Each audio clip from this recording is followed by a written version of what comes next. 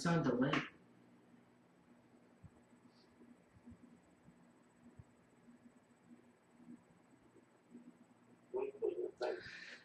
Welcome, everybody. Yay. Thanks for joining us tonight. Hanging in there. Yeah. This is the show, Do You Believe? I'm Noreen, your host, and I have my great co-host with me, Donna Raymond.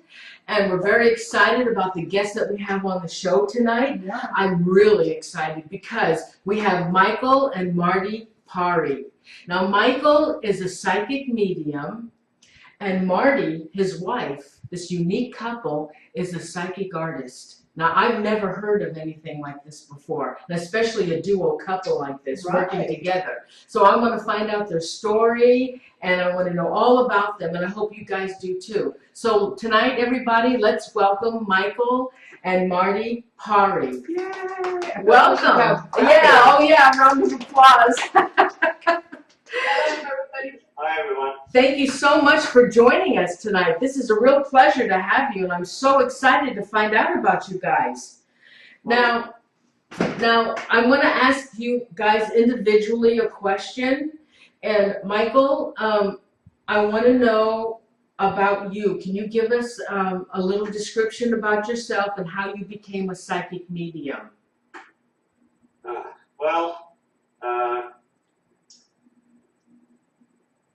Yeah, I got hit on the head. Oh, come on. I had a near-death experience in the kitchen.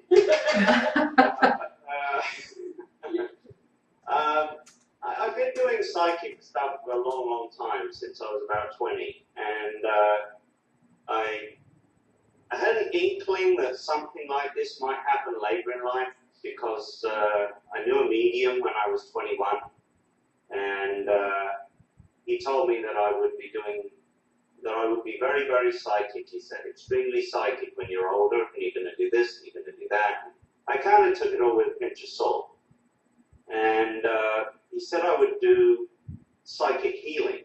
Mm. But I misunderstood, I think, so far, what he said, because I thought he meant getting a kitchen knife and opening people up, pulling tumors out, like that. So I thought that's what he meant, like psychic surgery, because I've been doing healing for a long time, hands-on healing. And so that's what I thought he meant. And, Okay, wait a minute. You had been already doing psychic healing? Yeah, I did. I learned to do healing with my yoga master. How old were you? 20. Really? Yeah, so I met him when I was 19. I was 18, just over 18 when I came across his organization. Yeah, hands-on healing, And not hands-on. pulling out stuff. Yeah, not taking tumors out of people, but Like Reiki? yeah, before Reiki. Oh, okay. Before the thing. Reiki didn't exist then. Okay. So Nobody was doing Reiki. so you were born with this ability, or this came later in life?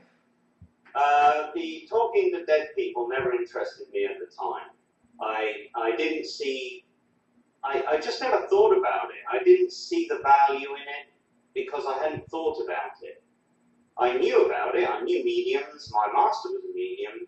I knew all about mediumship, but the thought of actually talking to a dead person to help somebody just didn't occur to me.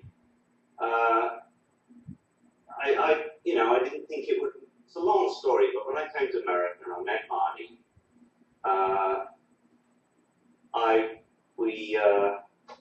after a while we decided we wanted to do something spiritual together. So because of my background, I got divorced from a lady that I was married to for a long time because we were on different spiritual paths. Mm. And I needed to do spiritual work in my life, something, whatever it is. And so Marty had the same need, same thing. Nice. So we decided to become ministers. We did some past life regression work first to try and iron out some, why do we bang heads so much? Anyway, in the past life regression, one of the sessions, you see, she was able to get into some past life stuff and I couldn't. I had a hard time with it. I touched on a few bits here and there, but I just kept going off to another place and kept hearing people talking to me. And at first I dismissed it. I thought, this is ridiculous. I can't be hearing them that clear all of a sudden, you know.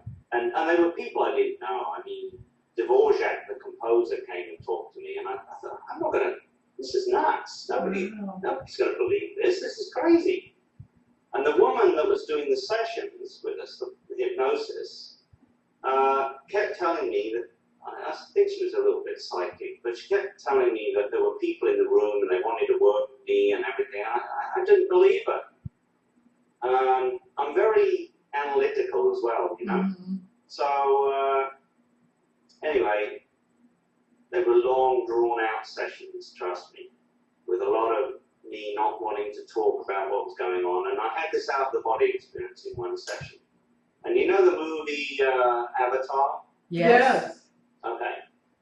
That depiction in there where the human being travels to the avatar body through that tunnel, Yes. that is absolutely exact. That's what happened to you? Yeah. Now I've had it a couple of times, but on this occasion it was exactly like that. And I went through that tunnel and ended up in this, I couldn't call it a realm because there were no buildings around. I couldn't see anything except people, a lot of people. And it just seemed to be like where the sky meets this, whatever it was, and going off to, and like an infinite distance. So I couldn't see anything else but just people. And in this kind of, like backlit, like everything seemed backlit. You Okay, I need to ask you one question though. What happened to you before this, you went into this other world? What happened? What were you doing? Well, I was doing self-hypnosis. Oh, where they're being hypnotized for regression. Oh, I see. She was trying to get me to go into past life, but it wouldn't happen. So you were actually going into another body, is that? Because you talked about Avatar. Yeah, I had an out-of-the-body experience. Oh, okay. Just like when you have a near-death experience, like an astral travel. Right. Okay. So I knew what was happening, but I didn't know why. So I ended up with all these people, and some of them were Marty's relatives who I've never met. I knew who they were, but I never met them. And there was like about 40 people, maybe 50 people all standing around. And over in the distance, two ladies appeared, and they were moving rapidly toward me, like moving towards me. And they were arm in arm, and I knew that I could see one of them was my grandmother, and the other lady was bringing her to me. And my grandmother got very emotional. I could see the tears in her eyes and everything. She was crying and just thrilled to be able to talk to me. And I was thinking to myself, wow, this is cool. My grand doesn't know how to get here. Like the other side. And I was thinking, wow, how cool is this? A guide's bringing her to see me. Now, my grandmother was alive. Okay? Oh. She was alive? Yeah. As far as I knew, she was alive. That's what it was. I had not been back in a couple of years to England to see her or anything, so I was thinking, well, she's alive, and they took her out of her body and they brought her to see me astrally. On this intermediary plane. So anyway, we have this meeting, okay? And things are said and that, and then it's time to go and say goodbye, and I leave and I come back in my body. And I just remember opening my eyes and saying, wow, that was amazing. And the lady said, I've got to count you out. She said, you're still under. I said, what? I said, no. Oh, all right, I'll shut my eyes in. And she said, 5, 4, 3, 2, 1, you're back. Yeah. And then we left. And we said goodbye and we got home. And we left at 6 o'clock. And we got in the door of the house at 7. And a few minutes later, the phone rang. And my mum was on the phone, and she was telling me that my grand died an hour ago. Oh. No. Oh Yeah. my God. Which was the exact moment when I was having the meeting with her. Oh my Oh goodness. my God, I've never heard anything like that That's- before. It's pretty unique. Yeah. Yeah. That is. So after that, then I thought to myself, wow, if that was real, then maybe everything else that I'm hearing is accurate and real. And like one of the things they said to me, which I flipped off, was they said the work will begin 1 year from today, and I kind of laughed. Yeah, you know, the work.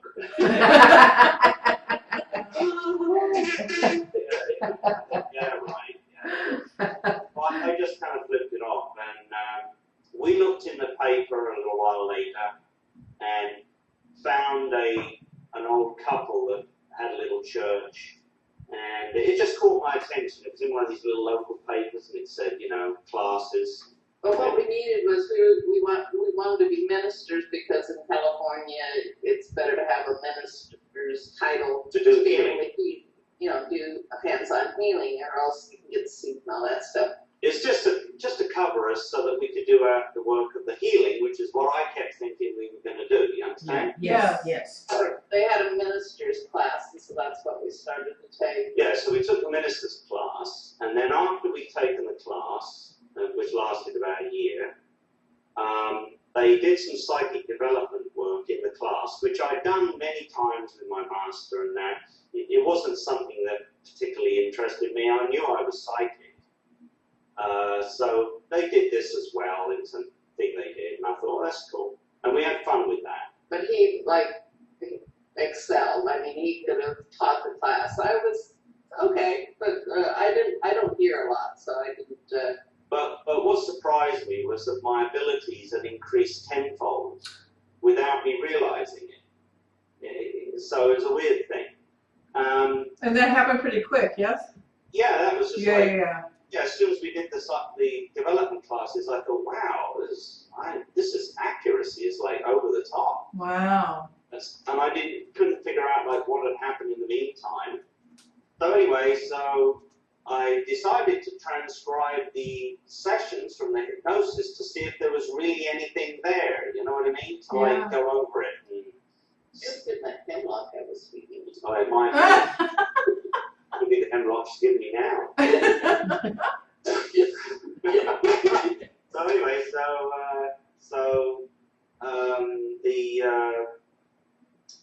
the date that we started the minister's course was the date that they told me a year before, where they'd said the work will begin 1 year from today. It was 1 year to the day. Oh my gosh. So I thought, wow, that's Awesome. That's cool. And then we, at the church, they had the little church thing, and they rent out Masonic Hall and do psychic things on a Sunday, every second Sunday. Like a psychic fair. Yeah, like a little mini psychic fair, and the 5 little old ladies and her husband, and us guys. One stranger would come in off the street, we'd all wrestle up to the ground.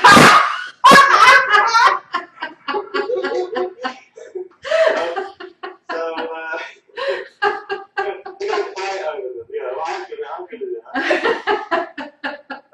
It's cute. Partly when I would do the readings with the people using tarot cards and stuff like that, because I still didn't believe that I could hear them as clearly as I could, you see, even though I was pretty good at doing psychic stuff. So I'd use cards, and Marty would sit in the hall, and sometimes, was it later that you did the drawings? Yeah, at first she didn't do drawings and stuff. That's on my story. Right, I'm not going to don't tell you tread that. on my I'm not story. going to tread on you. Very good. You go. So what happened was, this woman had come in that I'd seen a number of times, and I'd run out of stuff to tell her, quite frankly. I was almost annoyed she was there. I thought, what are you doing here? I told you, there's nothing more I can tell you, I told you, you've been here like every other week. So I took her in, I sat her down at the little card table, and we were the only ones there. This great big hall, just the two of us. And I said, you know what? I said, let's try something else. I said, let's put the cards away. Is there someone you want to talk to? And she said, all I knew was that she lost her daughter, but I'd never talked to her or anything. I'd never even discussed it. So I said, let's see if we can talk to her. And I sat there, and, you know, I held her hands. I thought that's what you had to do. Never done it. So. The old spiritualist stuff, you know. I thought, oh, you hold hands, you know.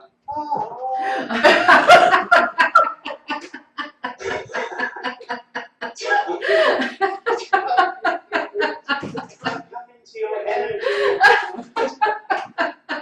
That kind of stuff. See, so I kind of went by what I'd read in books and what I knew, and I felt this female energies standing next to me, and that I think your daughter's here, and she just kept repeating one thing to me over and over, and she kept saying Gables, Gables. Now, if I asked you what Gables was, what would you think? House gables on a house. Exactly. Now I worked in construction for years. I loved doing it, so I wouldn't give it up. You see. So in my mind, I thought, oh, she means the end of a roof, the gable end of a roof. Right. Yeah. Right. That's all I could think of. Yeah. But I thought it was ridiculous. I kept thinking, this is ridiculous. I'm not going to say the end of a roof. You know. So I just sat there, kind of struggling with it. And she just wouldn't give up. She just kept saying, Gable, say it, say it. And I said, I don't want to say it. It sounds stupid. Oh, it's stupid. So I finally just said, oh, I said, okay, I don't know what this means. But she keeps saying Gables, and I don't know what it means. To me, it means the end of a roof. She said, my relative wrote Anne of Green Gables, and it's my daughter's favorite book. She's read it over 15 times. Yeah. Oh my goodness. Wow. That's the first thing, weirdly, that's the first thing that came to my Yeah. mind when you were saying it, because I'm like, Gables from the book, which is one of my favorites. Yeah. Oh, And wow. it's a series as well. Oh, well, you see, now, I'd only heard of the book. I didn't even know what it was about. I just knew it was a famous book, and it's Yeah. in Gables.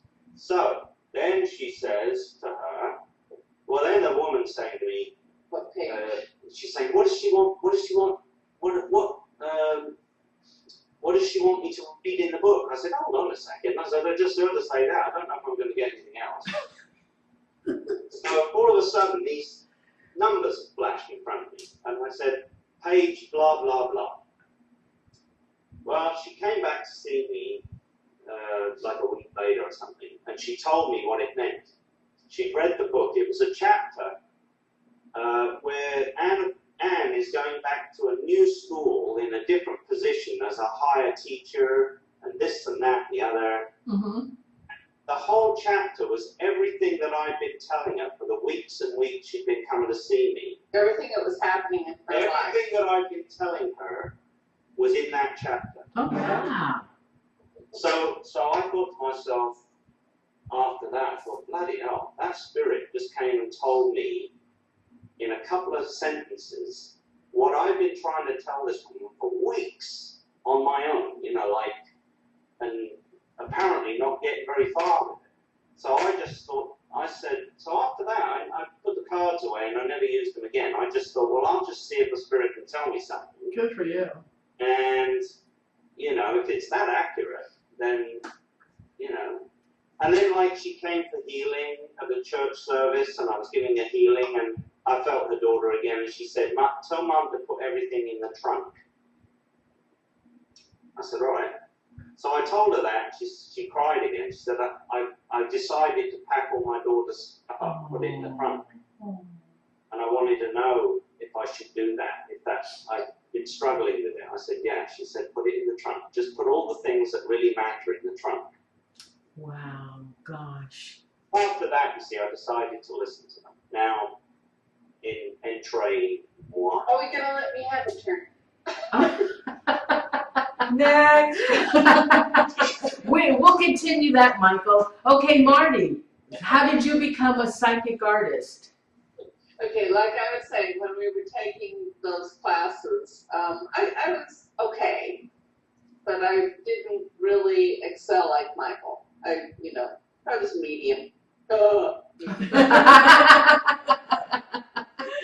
And so I couldn't hear that well, so I really didn't know what I was supposed to do.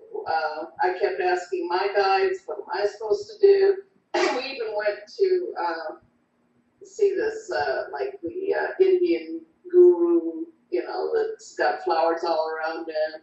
And we went up and I asked him, what am I supposed to be doing? And he gave me this flowery answer, do whatever your heart feels. It's like, oh, okay, thanks. So, Not much help, huh? Yeah. I've been an artist all my life. So Michael said that he knew of a lady in England that used to be able to draw people in spirit, and that I should try that. And I said, well, I couldn't do that. I can't see anything on the other side. So finally one day I decided while he was away, I drew this older man. It took me quite a while to draw it. I wasn't used to drawing from, quote, my imagination. And when he came home, I showed it to him. Didn't know who it was. I didn't know who it was.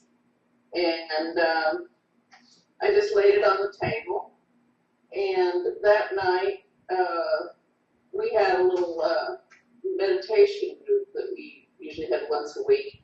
And this one young girl come up to the table and picked it up and said, oh my God, that is my boss that was murdered a year ago to the day. And the next day she brought over Well, that's this guy up here. the picture. Oh, there you go, right there. Yeah. Oh my Oh, God. yeah, that's good, that's good. You guys can all see that because we can see it. Yeah. It's good. Awesome. Oh my goodness. Wow. Very first one I did, and it was, evidenced right away, so it made me think that, well, that's probably what I should be doing. It still took me a lot of time to, I'll hold it up again. to Yeah. try.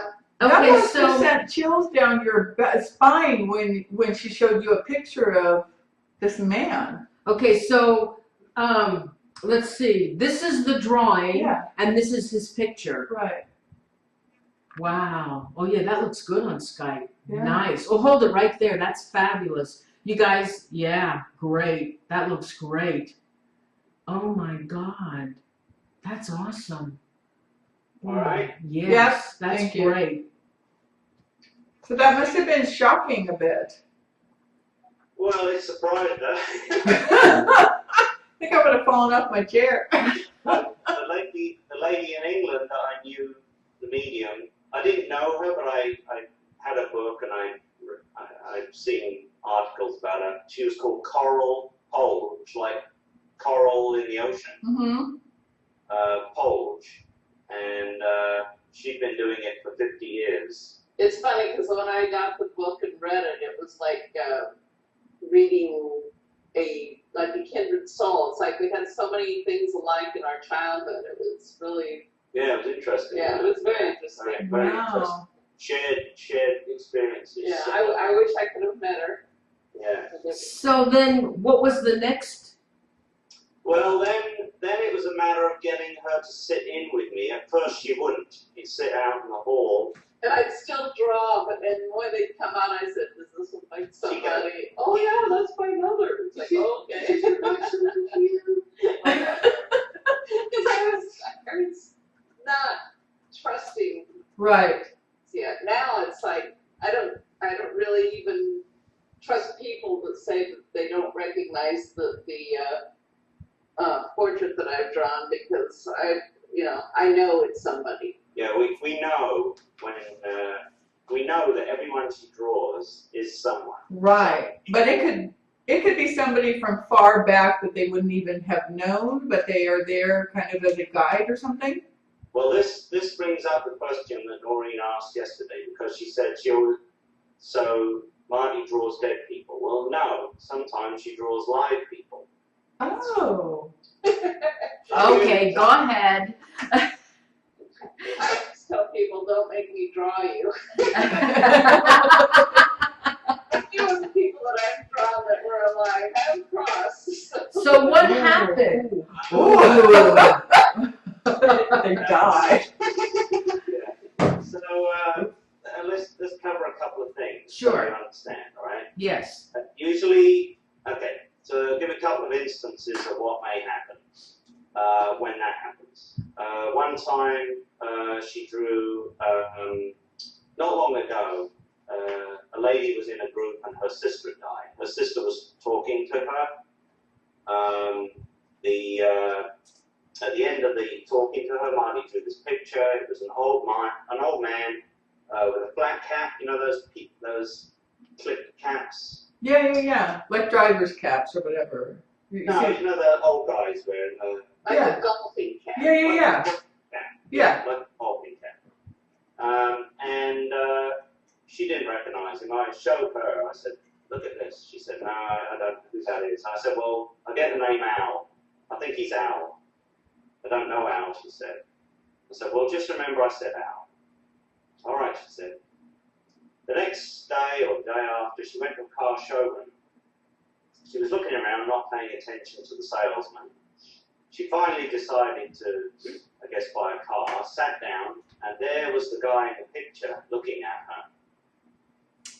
Al. The salesman was Al, and he looked just like the picture that I drew. Oh. So she kind of got Freaked all, out. well, she got all excited. Oh my God, you're Al. Like, thinking this crazy lady. And he explains to Al that he had his picture drawn by a medium. And he started to cry, apparently. And he told her that his wife had died, and he'd been looking for a medium to talk to his wife. So that was how his wife was able So to. we reckon his wife must have drawn his picture, knowing that the lady in the audience would be seeing him the next day. Oh my God. This is how he can arrange things. Wow. So you understand? Yes. Yeah. So another illustration where someone did cross over. My wife drew a picture of a man.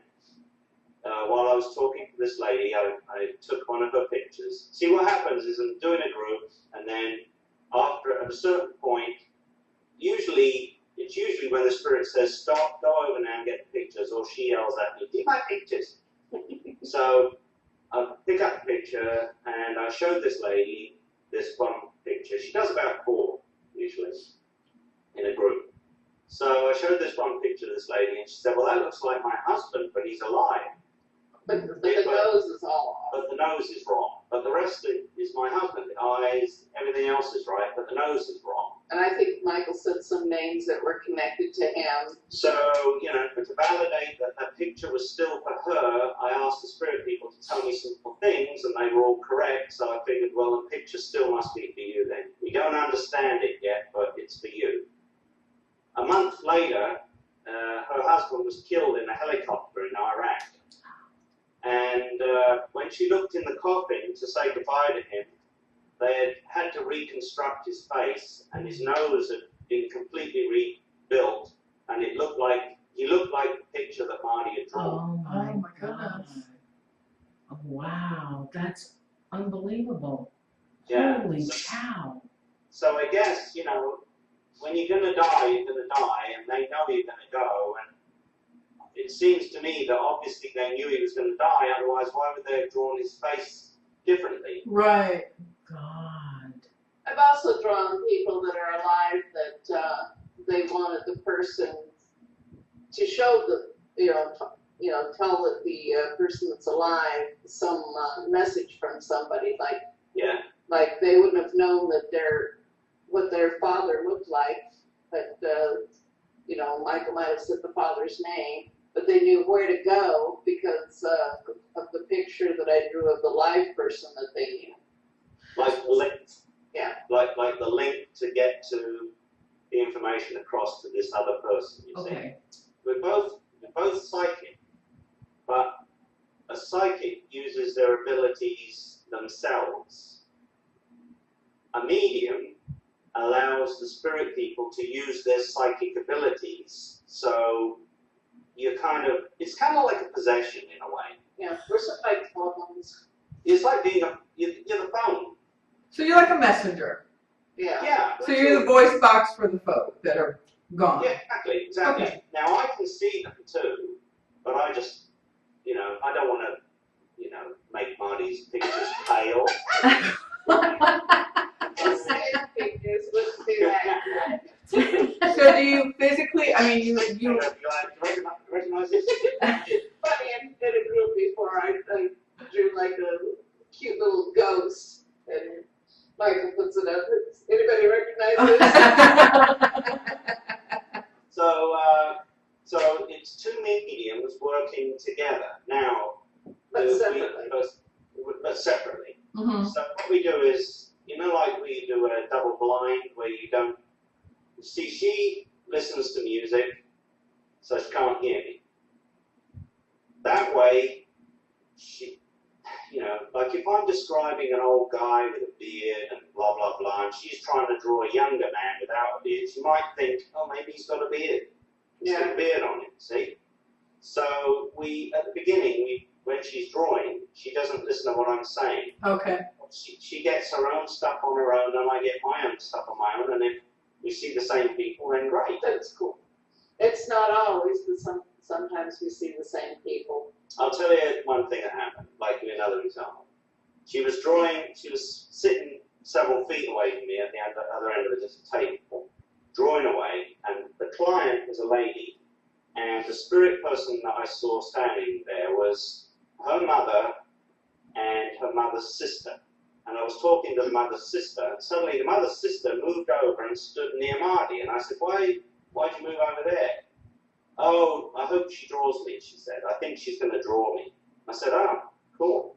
So Marty had her headphones on, and I said to the lady, apparently you're going to get a picture of your aunt, your mother's sister. And when Marty had done the picture, she didn't know what I'd said. And she gives the picture to the lady and says, I think this is your aunt. And she said, it is. That's my mother's sister. Wow. So that shows you that I can see them moving around, obviously. I Right. see it more inside. I don't really see very much outside. She's got a little HD screen in Yeah. her head. Just okay. Now, Michael, when you talk to the spirit, is it verbal or is it mentally? You mean, do I do it verbally? Yes. Verbally, all the time, in the shower, in the bathroom. Really? You're always talking to spirit? Yeah. Oh my God, really? He's doing it in his mind, so I don't have to listen to it.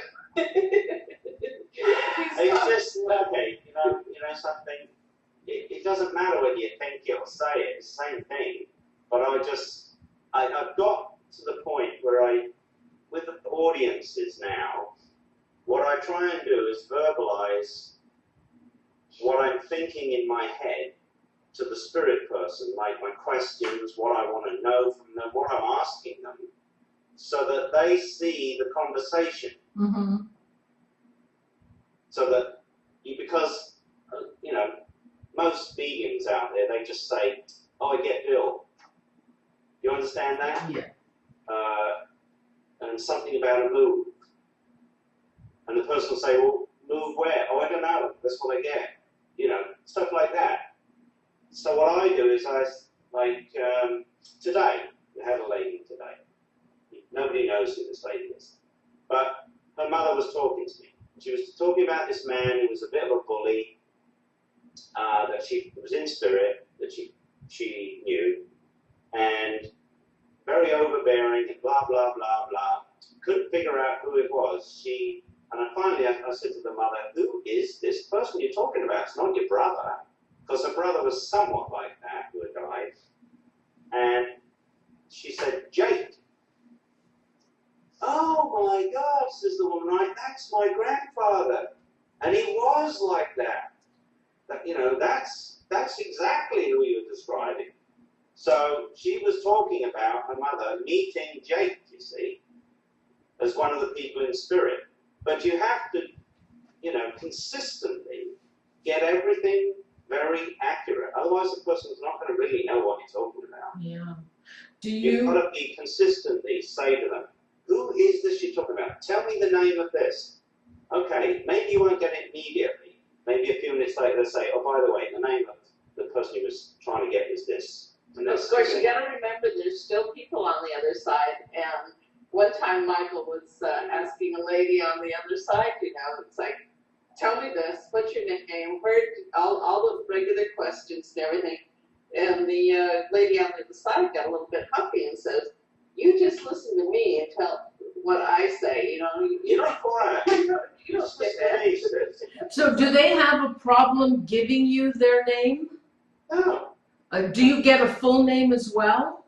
Oh yeah, I've got first and last names. Not all the time, because last names are very difficult. Shloilovich. I can't even pronounce all those. It's very hard to get. Yeah, I can get the syntax and the Maybe the first letter or something. I'll get usually a first initial. I said, what's the initial? Oh, this is the initial. What's it sound like? Is it Russian or Italian sound? And then you're saying this to the spirit. Yeah, Okay. yeah. I'm having a conversation. I'm not passively just sitting there. Well, I am, but I'm trying to let the spirit people know what I understand and what I don't. Right. So that I can better convey what it is they're trying to say. You see? Now, we were talking a little bit about this yesterday, how there are other psychics out there, and you kind of like, I get annoyed because of the way they are, because we don't know if they're real psychics or not, but I've seen psychics on TV where it's like, oh yeah, I'm getting a B. Is anybody out there with They them? always get letters. Yeah, That's as close as know, they get. and they're vague. Yeah. But I understand that you can learn to do these readings. There's a way to learn how to do them. Well, it's like reading. Okay. There's a word that I don't like. It's reading. Reading is something that I view myself as what you do when you're doing tarot cards or, kind of psychic stuff. All right. This is your aura. This is not reading. It's not. I'm not getting the information from the person, and I'll explain why I absolutely know that to be true. I just tried actually posting a video, tail end of a group that is Joe and Vicky still there? I guess they are. Yes. But they were there. They were there at the group. Now there were two sisters in the group, and I'm going to post the video, but I just found the letter. I couldn't find the letter, so I found it. The letter explains everything that they didn't understand as I was telling them all this stuff from their mother, and I'll post it on Facebook and so everyone can see it. But the mother was talking about this rose pin, like a lapel pin, like a rose, and then a rose, like maybe just a rose. And I said she was cremated, wasn't she? And you weren't there. They said no, we weren't there. I said, what about your uncle? Oh, I don't know. They weren't sure. Well, anyway. And there's something about sweet she kept coming back. Mother likes sweets, and she's about the sweet. Anyway, they ended up talking to their uncle, who had gone to the funeral, to the viewing, and he had put one red rose in the coffin on top of his sister, and another aunt had put a rose pin on her lapel. They have yet to find out who put the sweet in the coffin, but you see, they didn't know. It wasn't in their head. Right. So you're not reading the person. And then, I guess the absolute proof of that we had, that we knew that it could not be from the person at all, was the guy, Jim. Yeah. We were at one of these psychic fairs, with hundreds of people and everything. And this lady sat down with us, and the man that came to talk to me was her father. And I said, I've got your dad here. She looked at me and said, well, this is how he died. Hmm. I told her his age, I told her how he died. I said, well, his name's Jim. James or Jim. I said, wait a minute. Don't you know your dad? You don't know your father? She said, no. I said, what? What, nothing? She said, no. The family kept all the information away from her. In fact, she was like 30 years old before she found out that her older sister was actually her mother. Oh my gosh. Right? Oh. Yeah, now. Okay. Yeah. Yeah, so I think to myself, oh my God, how am I going to prove this to her? Because it's all about proof with Marty and I. So I was thinking, how can I prove this to her? So he discussed the fact that she had kids, he told me their names, he told me things about her that he knew, all right? That he had seen since he died, so that he could connect with her because she'd never known him. She didn't know who he was. So that's the best I could do for her. Now, when Marty put the picture down, immediately I realized it was him. I looked at the picture, I said, oh, that's your dad. She's drawn me. That's the guy I've been talking to. And she thanked us and she left. Now, this woman's in her mid-50s. About a few days later, or a week? 2 days later, out of the blue, one of her aunts sent her a picture in the mail with some paperwork in an envelope. She took it out, looked at it, and the photograph matched Marty's picture. And on the back of the picture was written the name James. And that was her And father. that was her dad. Oh my gosh. Wow. So, for some strange reason, the aunt decided out of the blue, a few days after we did that, to send her a picture and some other paperwork about her father, which nobody until that day had done. Wow. Wow. Gosh.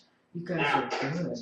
so that shows you, as, you know, because you get these skeptic idiots out there and they say, oh, you're just pulling it out of the mind.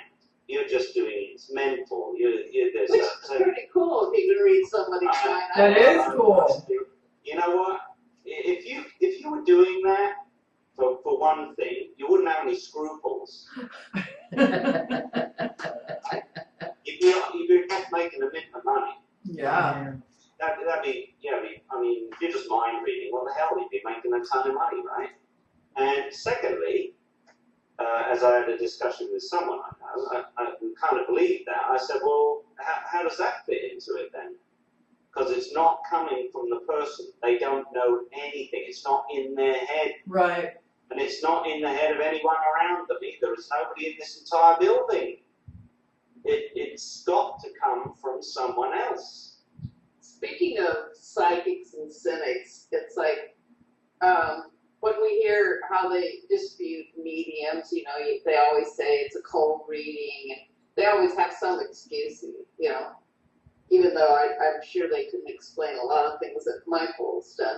But when I directly ask, well, how do you explain what I do? And it's like, Oh, my goldfish. yeah. It's like, they don't even hear it. They ignore it completely. I've never heard anybody trying to explain what I do. They can't. It's just, I call Marty my artillery. I've heard some people say, you know, the only thing I've ever heard anybody say, oh, the psychic artists, they look at the person and draw an older version, and it's probably going to look like their parents. Well, you can see, if you look on my website, there are, you know, like 100 different portraits I've done with pictures. That's And just a they're all- sample. That's yeah. a sample. And they're all different. I've drawn an Asian person for a, you know, Wait. Caucasian Hold on, person. yeah. I've drawn on, you know. Marty, we had a fella sit with us. He was middle-aged, wasn't he? Who? FBI agent. Oh, We had a man come with his wife to see how we were going to scam his wife. And wait, that's it. won't say the name. No, I won't say the name. Yeah, I can't give away who he is, so I've got to be careful. But in the session, I said to the spirit people that were talking to me, what does this guy do for a living? Oh, he's like a cop, they said. I said, are you a cop? You like a cop? I'm an FBI agent, he said. I said, oh, you came along to see if I was going to scam your wife. I did, he said.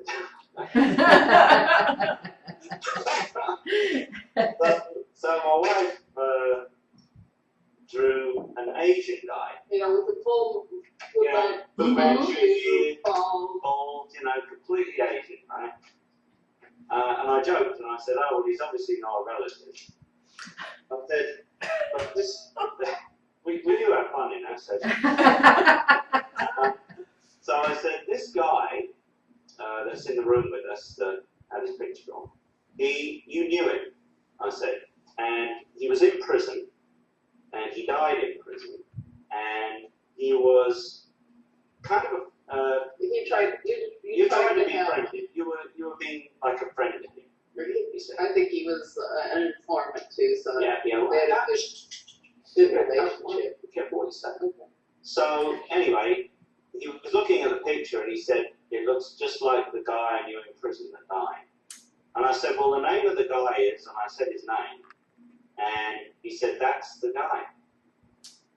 Wow. And he now has it sitting on his desk in his FBI headquarters. Oh. And the other guys in the office walk by the picture in the frame. They said to him, where'd you get the picture of such and such from? But he won't tell them. Have you ever been called in with the police department to do any sketches of maybe victims or the murderers? Yeah, I've got one right here. We did we helped out with an investigation up in Napa Valley. There were two girls that were murdered on Halloween, and before we even worked with the police, we had a girl sit with us, and that's the picture I drew then, and that turned out to be one of the victims, and she knew she knew that girl, but she didn't know the other one. The girl that came to see us was the daughter of the lady that owned the bookstore that we were working at. So we didn't know she was there to try and connect with these two murdered girls. We were usually talking to her uncle, was it? Was Greg the uncle? No, her cousin. Oh, it was her cousin.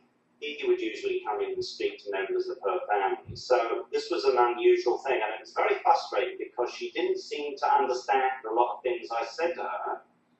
And I finally got very frustrated, and I said, what on earth is going on here? She doesn't understand half of what I'm saying to her, to the spirit people. I said, explain this to me. They said, it's tragedy. I said, what kind of tragedy? Murder. How? I said, stab. And then I asked her, and then she said yes to that. And both these girls were stabbed to death, you see. Oh, God. Now, you said that you can draw people that are alive. So, We went up and met with the detective that was working on the case and did a session with him and the roommate of the roommate of the two girls that were murdered. She got away without. she survived the She attack. survived. She didn't see the attack though. And I did draw the other girl on the phone too. And then while we were up there in Napa Valley, with the detective, I drew a man that I thought was the perpetrator. And he didn't tell us then, but he told us later that he recognized who it was. And it was one of the only people that they didn't get DNA from. This guy had been completely overlooked. Oh, Yeah. wow. And Michael kept saying this one name that was the girlfriend of that guy. And they didn't know what what was her name? can't I remember. can't remember the name. I came out with this name, and they kind of dismissed it because they knew who it was, but they thought, well, why would he be mentioning that name? Well, that was the name of the girlfriend of the guy. Why does the camera keep going around? Ghost. Oh, it's trying to focus. Yeah, It's the spirit people going past the camera all the time. You Yeah. don't mess up. someone's moving around in front of us. Yeah. Oh, so can I ask you a question? Okay, so if somebody comes to you and says to you, the Candy Resort, says to you, well, you know, there was a murder, an unsolved murder that took place in 1986, and there were many. It was a horrific murder, and they never found the killers. What kind of information would you need to? Nothing. In fact, you just gave You us just saying you too just much. said you just said what I wouldn't want you to say. We don't like to know any information. I don't. Honestly, I'll get pretty testy if somebody starts telling me things. I might not even do the session. Listen, when you're a medium, Yes. they can tell you everything. You don't need somebody to tell you anything. And it actually confuses. Yeah, it can actually make it harder for the medium. So what should I have said to you then? Nothing. Nothing. What should I say? Nothing. I mean, but then you wouldn't have known. I mean, you're going to read my mind? No. We could have known that it was a cold case. That's just all. You could have Not said the date, not a murder, not. all you might the least about just say. Okay, this- when we worked with the drug enforcement in San Diego, Oh, yeah. all they told us was we're looking for 2 bodies. We're looking for 2 bodies from 10 years ago. That's it. Really? That's what he said to me. Now he's retired now, so I can probably talk about it. So we drove down to San Diego. We went to the head of drug enforcement agent, and he had 2 other agents there. There was an FBI agent and the head of cold case files, all sitting in a room. We sat down, and I said to them, the only way this is going to happen is if one of those dead guys comes and talks to me, or maybe both. Said if that happens, then maybe they'll know what happened to their body, because maybe they're earthbound. Maybe they're in a bad place and they don't know what happened. You know, you don't know if you can even talk to them. You know, I mean, they could have been really bad people. I don't know who they are. Mm-hmm. Right? Okay. So this is the Can't guarantee anything. can't guarantee what's going to Do happen. what we can. Okay? Right. So we sat down, and this young man came to me, and he started talking to me, and he told me his age, he told me this, he told me that, and I described him, and one of the head detectives said, I know which one that is, and he took a pic, he opened a folder, and he slid a picture across the table to me, which I have, of the guy. He said, that's the guy you're talking to. So I said, cool, okay, right. So then I said to the dead guy, well, you know the number.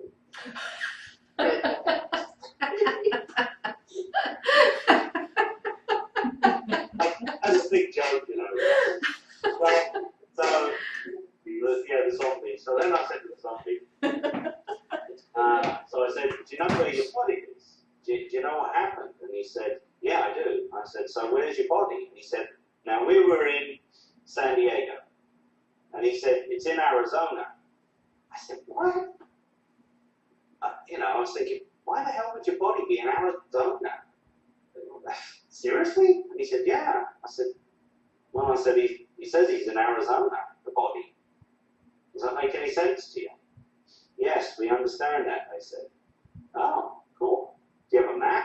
We've got a map anywhere. And one of the guys brings back a big map, and I laid it out.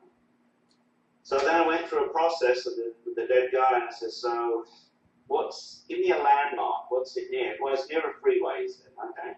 Was it up here? No, he said, go down, go down, go down. Go over, go that way.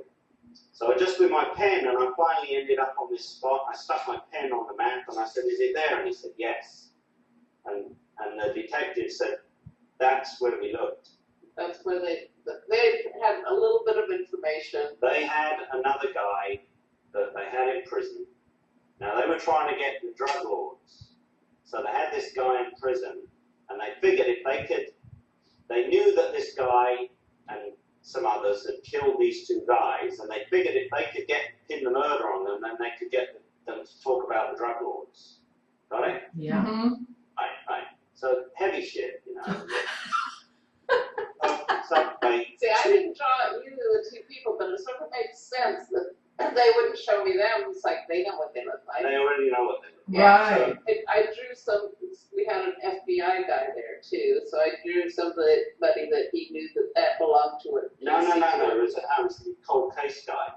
She drew a black man, and the head of cold case looked at it. He said, "Oh, that's the guy we've been looking for that we think was murdered. We've just been digging up, like, you know, investigating the family that we think they killed him." so another guy showed up to say hello as well. Oh. So anyway, so what happened was the thing on the map, the point on the map where I pointed was quarter of a mile from where they'd already looked in the whole of Arizona with a Navy SEAL team in like a lake. So we drove over there and anyway, went through a whole thing, and where we took them to the spot was, he looked at it and he said, "This looks exactly like the description the guy gave us, but he was a kind of a drug addict and his memory was poor. He couldn't remember that well, but this looks more like the place than the place he took us to. Because he'd forgotten, you see, where he Yeah, what? Oh. Car going off of a cliff, and the place they searched, there was no No, it cliffs. wasn't a cliff. It was like a ramp. Anyway, it was a difficult case. We think we know where the bodies are, and they're in this car that got dumped Yeah, in the I think water. they ran out of money to be able to. You know, research they just don't have the resources really to put into it again. You know what I mean? Right. Have you done any well-known notorious cases? Well, the I one think is the the Napa family, that's pretty famous. So. We did do something with a friend. You know, we do other stuff like. We were on site investigators with that one. They did a whole thing on that. Oh, was that with Patrick Burns? No. Psychic investigators. There was a show called. That's like investigators. You're mixing it up. I know. Psychic Investigators was a series on, I don't know what channel it was on, but then they did another series called Psychic Detectives. And they redid some of the ones that were in the first series because they weren't true, some of the things in there. Oh. And they wanted to make the second series like honest and real. So we were pleased to be part of that. Was that on True TV? Or Court TV? No, it's not like Biography. I think. Oh, okay. One of the main Oh, networks. okay. I see the biography written in here. I can't- So basically, like we have a friend, and he's a criminal psychologist that lives in a different state. He's very, very good. He psychoanalyzed Dahmer, Jeffrey Dahmer, Mm-hmm. his trial. He did. Oh yeah. This guy's like really, really, really good. Wow. Anyway, he's been doing this all his life, and they won't kind of let him retire. They just keep throwing stuff at him. Keep up about it. But so he brought us out not long ago to work on some cold cases to see if we can help solve them. And he took us. We've been out there a couple of times. So we went out there, and one case was to do with a kid that disappeared in a college. That's it. That's all. He didn't tell us anything else because he knows we don't want to know anything. So we ended up. I don't know if it was a male or female for shooting. No, we didn't know if it was a male or female. No, just Mm-hmm. kid that disappeared from a college, okay, and another kid that disappeared on this stretch of a road. Well, he took us to this place with woods around, and we didn't know why we were there really, which is fine. And we ended up connecting with several kids And one of them, Marty drew, was the guy that was in the college that disappeared. And I looked at the picture. So what I do is with the pictures, I look at the pictures and I say, oh, okay, what's your name? Who are you? Because Marty doesn't usually get the name or anything. So she just gives it to me and says, I don't know who it is. You find it. That's your job. So I looked at the picture. I said, well, this is the name of the guy. Blah, blah, blah. We both thought he was like a college football guy. Very good at football, you know, and a couple of other things. And now our friend had 3 friends that were all police officers. They were 3 brothers. And they all knew about all this. So they were looking at the picture and it looked exactly like a guy that knew the guy that had disappeared. Okay? I said to him, you find that guy and he knows what happened. Funny thing about that guy is they looked him up and he had left college. He left college 2 weeks. After the disappearance of the other guy, and he had a full football scholarship, made really good grades, no reason to leave. And he just disappeared. Wow. All right, now, our friend tracked him down. He didn't tell us until later, but he tracked him down. He found him, and We didn't say where. I won't say where, but he found him Very obscure place out in the middle of out in nowhere. the middle of nowhere. He found him and went in and sat next to him. Now remember, he's a criminal psychologist, and just started chatting with him. And I couldn't believe he did this. I really couldn't believe he did this, but he did. It was a long way he went to find this guy. So anyway, he sat down with him and he's chatting away and he says, oh, so you're from such and such area?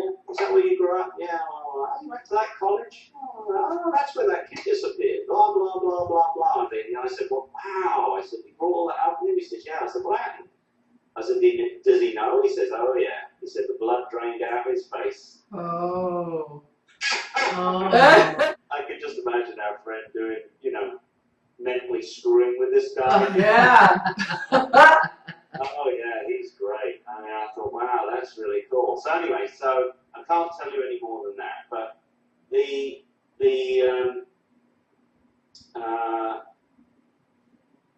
think we know what happened with the guy at the college, and that college is also under investigation right now for pedophiles. Just like it's a big thing. It's a big thing. I won't tell you which college it is. It's not the one that's on the news. It's not the one that's on the news, but it's another one. Oh my gosh. Oh yeah. And we did a lot. We went into the graves where the monks are, and Wow. and I told them a lot of stuff. I told them about various monks and their connection with all this and everything. But we think that there's probably no body. We think they managed to get rid of the body. So you'll never find it. You're never going to get evidence. You see, someone would have to talk. Really? So when you see cases on the news and they can't solve the murder or find the bodies or whatever, do you try to tune into that when you're watching the news? That's not true. Well, you remember I did once the Monica Lewinsky. Oh yeah. Oh, what did you pick up? Oh well, see, I was just not Monica Lewinsky. The one that was fooling around with the one that was fooling around with that guy. What guy? Oh God, the one from back east. You know which one I'm talking about. What? Yeah, remember she was a helper. She was an assistant Yeah. in his office. God, what was his name? It was in Washington. Wasn't it? Yeah, in Washington, and they found her body out on the Oh, I know. on the trail. Yeah, I know. Now I know. What's her? Chandra Levy. The- Ta-da! Yay! That was painful. I think it was about a week after she'd gone missing and nobody knew where she was yet. And I said to Marty, let's sit down and see if she'll come to us and tell us where her body is. I know she's dead, I said. And she did, and she came to me, and so I got a big map out, a big encyclopedic map, and I found, the biggest map I could find. And I said, you know, where are you? Where's your body? Is it in Washington? And she said, yes, it is. So I said, don't have to go out of state. No. Okay. And I went through this whole thing. Is it near a river? Is it near a road? You know, can you give me an initial or a name of the road? And blah, blah, blah, blah, blah. And I finally ended up on this road with a river going, I think, north, and the road that way, and what seemed to be like a woody park. And I was pretty certain that I got the place right, but we didn't know anyone. You know, there wasn't anyone we could call up. Could call up Detective Smith and say, hey, you know, this is what I think it is. And I think it was like a week later they found the body. Well, it was on the same road, quarter of a mile up, and the river split in two. So I had the right location, but if I'd actually gone there, I probably could have walked to the spot. Right.